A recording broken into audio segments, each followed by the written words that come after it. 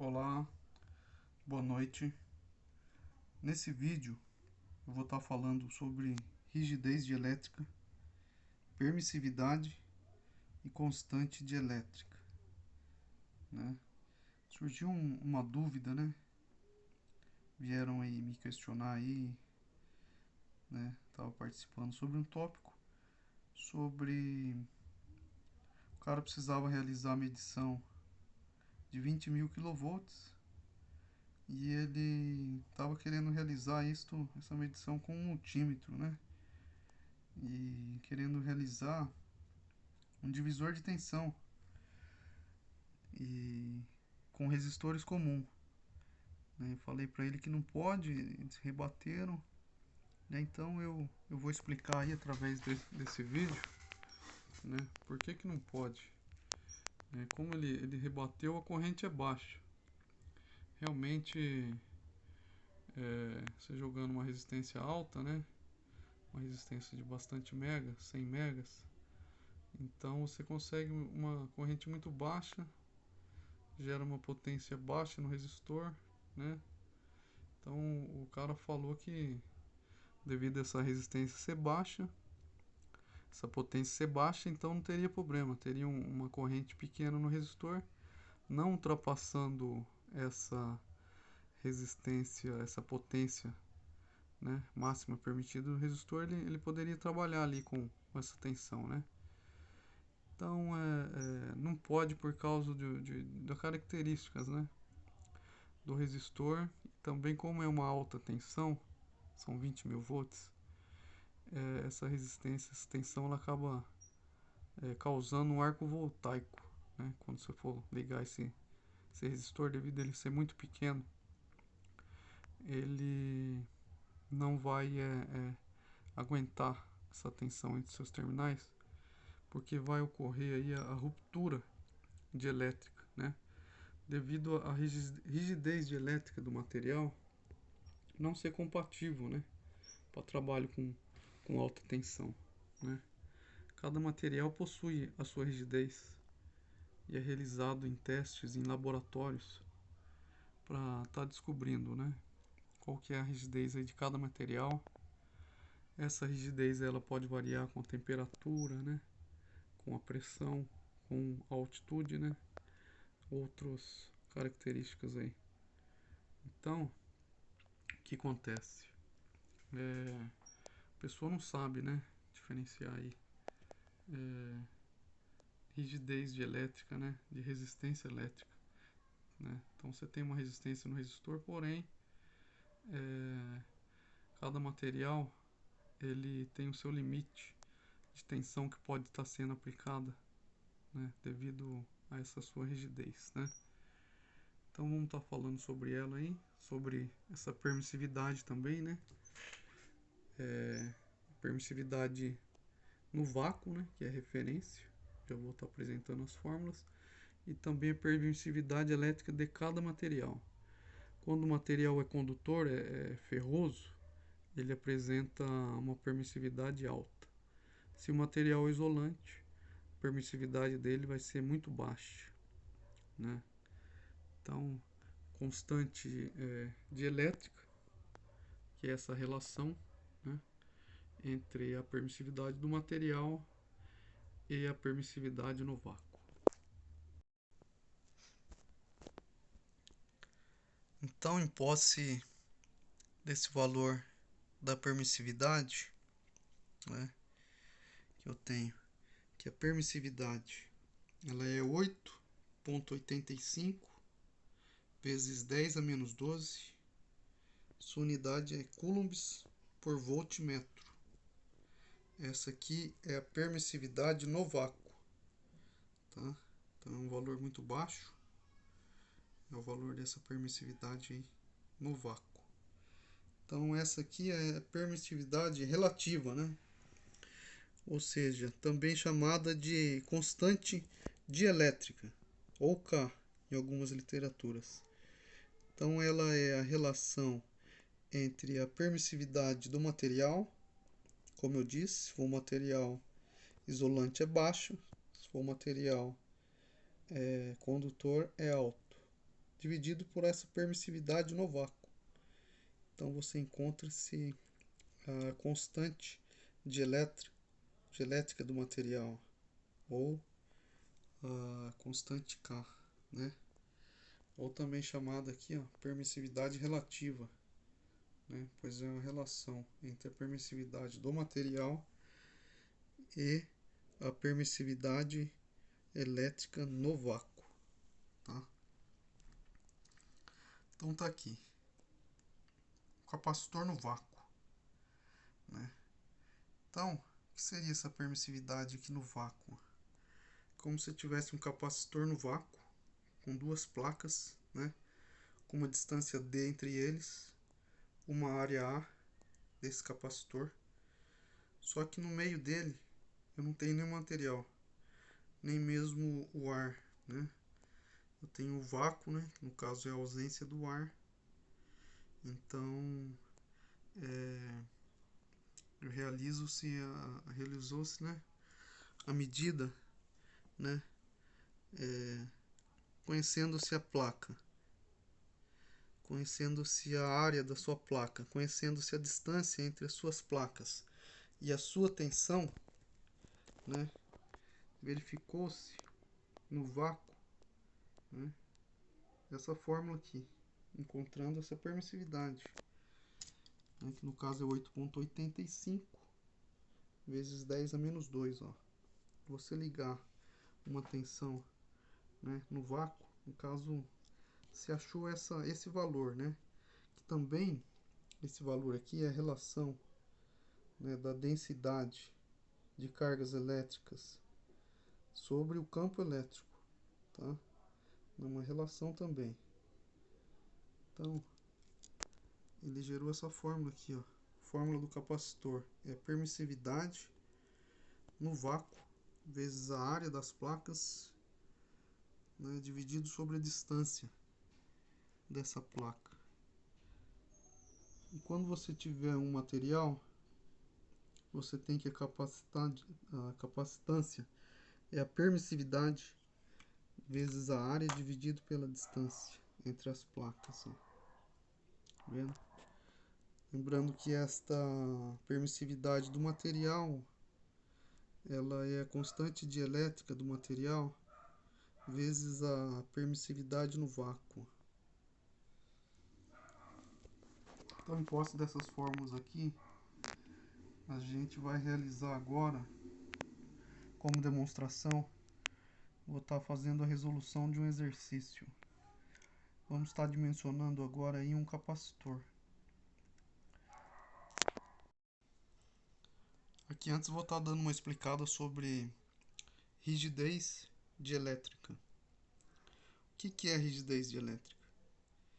Ela é a máxima tensão que o material aguenta por metro. Ele é um campo elétrico máximo que o material suporta antes da ruptura elétrica.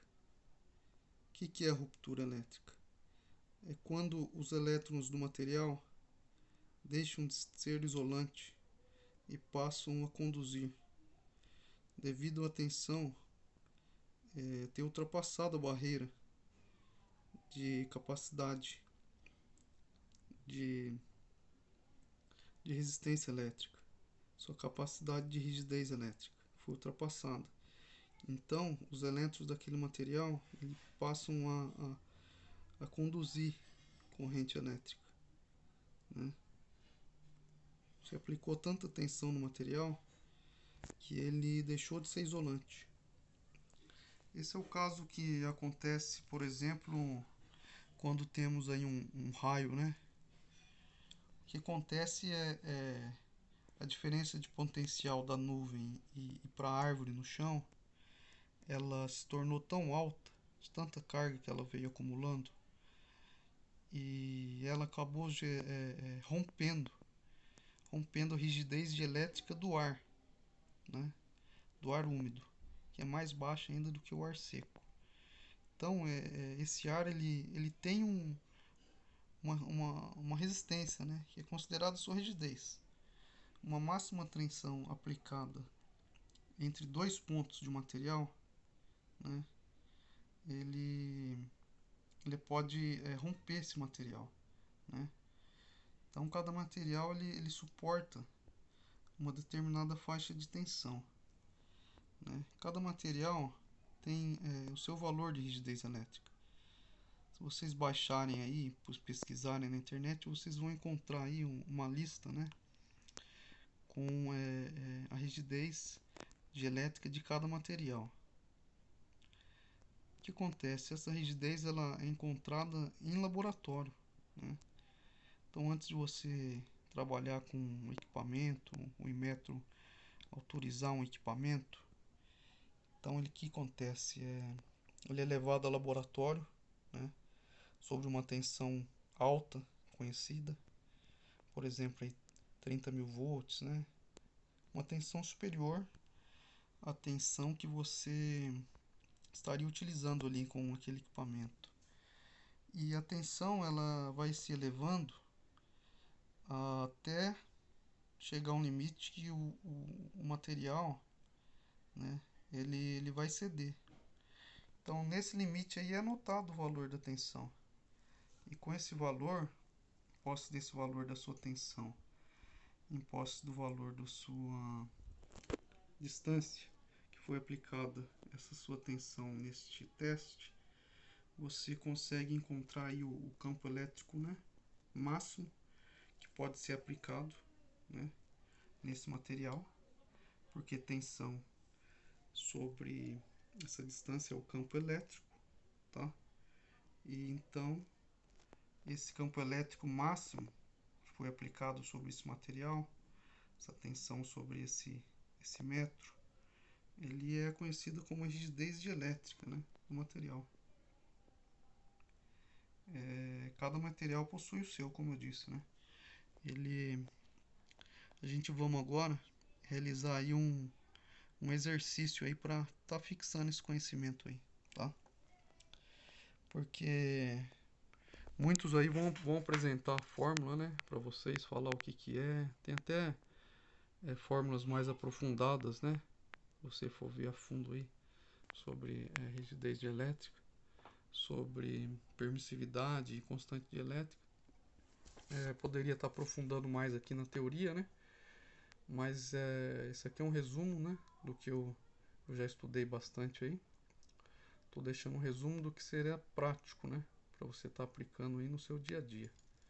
Então, em posse aí desse conhecimento, né, já pode conseguir diferenciar o que é a permissividade elétrica, o que é a constante elétrica e a rigidez elétrica, né?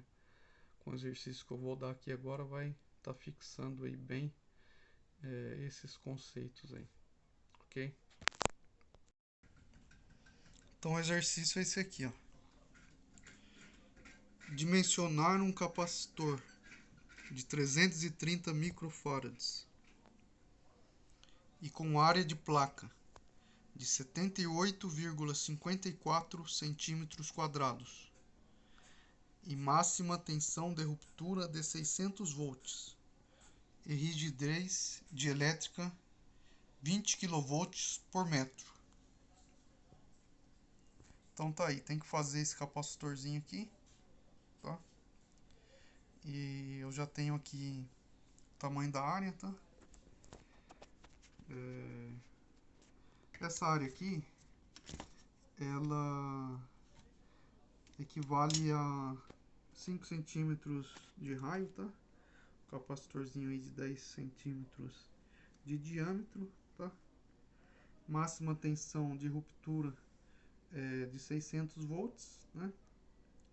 Esse 600 volts ela é tensão de pico, né? Lembrando, se eu for trabalhar com tensão alternada, tem que dividir pela raiz de 2, né?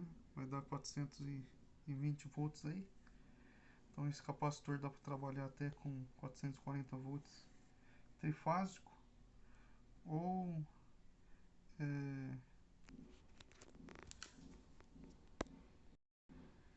não, perdão, você não pode trabalhar com 440 volts se ele tiver uma tensão de ruptura de 600 volts, né?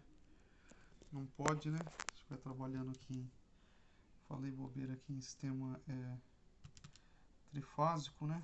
Com essa tensão aí que você vai ter. Então você vai dividir ele aí, pode estar trabalhando sim. Acabei confundir as coisas aqui. Não, de fato não pode, tá? Depois eu vou estar falando sobre esse assunto aí em outro vídeo, né? Mas se a tensão do capacitor é 620, tem que considerar a tensão de pico a pico, né?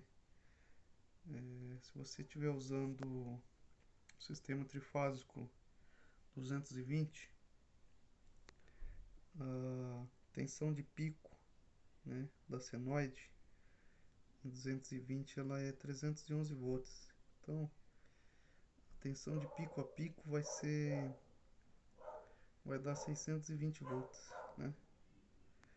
Devido à defasagem vai dar um pouquinho menos aí, mas você pode estar ultrapassando aí o limite da tensão de ruptura do seu capacitor, tá? Então esse capacitor aqui ele é para trabalhar com 220 monofásico, tá? Tem muita gente que não sabe, aí já peguei muitos caras aí que colocam, né? Acabam trabalhando com o capacitor na tensão limite, né? Então ele acaba esquentando e resiste pouco tempo, devido a essa tensão impressa no corpo do capacitor, ela é sempre em tensão de pico, porque ele também é usado em sistema monofásico, né? Em sistema corrente contínua. Então tá aí o exercício, né? Tem que realizar esse dimensionamento desse capacitorzinho aí, né? Com essa área dessa placa, né? 5 centímetros de diâmetro. Eu já dei a área aqui, porém em centímetro quadrado, né? Depois precisa fazer as conversões para metro quadrado. E a máxima tensão de ruptura dele, que é 600 volts, né? E ele possui uma rigidez dielétrica de 20 kV. Essa rigidez dielétrica aqui, ela é sempre dada em volts metros, né? Kilovolts metros, volts por centímetros, né? Então, se precisar, você tem que estar realizando a conversão dessa unidade aqui para volts centímetros, né? Depois volta de novo.